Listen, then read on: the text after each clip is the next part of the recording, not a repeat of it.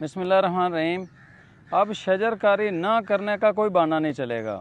हमारे पास पैसे नहीं हैं जी, पौधे बहुत महंगे हैं। आज आपको वो तरीका बताऊंगा जिसमें आप फ्री में पौधे उगा सकते हैं। करना कुछ ये है कि आप कोई भी फल खाते हैं, जिस तरह आजकल जामुन वगैरह है, तो उसके बीज को कचरे में फेंकने की बजाय आप मिट्टी लें, मिट्टी का एक गुलेला बना लें। ये जिस तरह इसके अंदर मैंने बीज रखा, बीज रखने के बाद इसको मैंने गुलेले की शक्ल बना के इसको रख दिया है। तो ये जो बाल है ना, ये सीड वाली बाल बन जाएगी।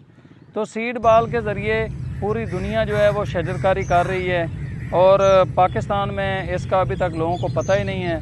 चंद एक मेरी वीडियोज़ हैं जिसके ऊपर 10-10 मिलियन व्यूज़ आए हुए हैं। तो ये पहाड़ी इलाकों के लिए बेहतरीन है। इसी तरह नहरों के ऊपर, दरियाओं के ऊपर जहाँ पर नमी है, उस जगह पर पौधा उगाने का बेहतरीन तरीका है। आप ये बालें बना के सीड वाली, और उनको साए के अंदर खुश्क कर लें, जिस तरह ये खुश्क हुई है हमारे पास।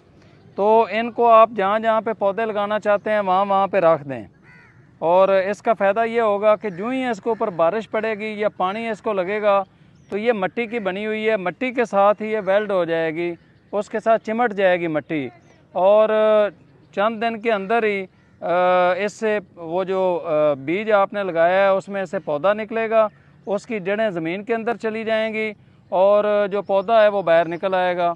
तो ये चोलिस्तान में लगाने के लिए नहीं है। चोलिस्तान तो सहरा है, वहाँ तो पहले गर्मी बहुत ज़्यादा है और खुश्की बहुत ज़्यादा है। तो ये जिस जगह पर नमी होती है, ये वहाँ के लिए बहुत कामयाब तरीका है पौधे लगाने का।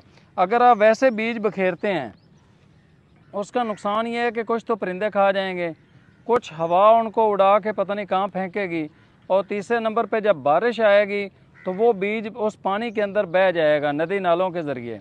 तो ये जो तरीका है ये बेहतरीन तरीका है। इसके ज़रिए आप लोग अपनी जो पौधे लगाने का जो आपका शौक़ है वो आप पूरा कर सकते हैं। इस वीडियो को ज़्यादा से ज़्यादा शेयर करें, और गुलाम रसूल पाकिस्तानी के नाम से यूट्यूब चैनल है, उसको आप लोग सपोर्ट करें, ताकि हम मिलजुल कर पाकिस्तान को हरा भरा करने की अपनी पूरी कोशिश कर सकें। बहुत शुक्रिया।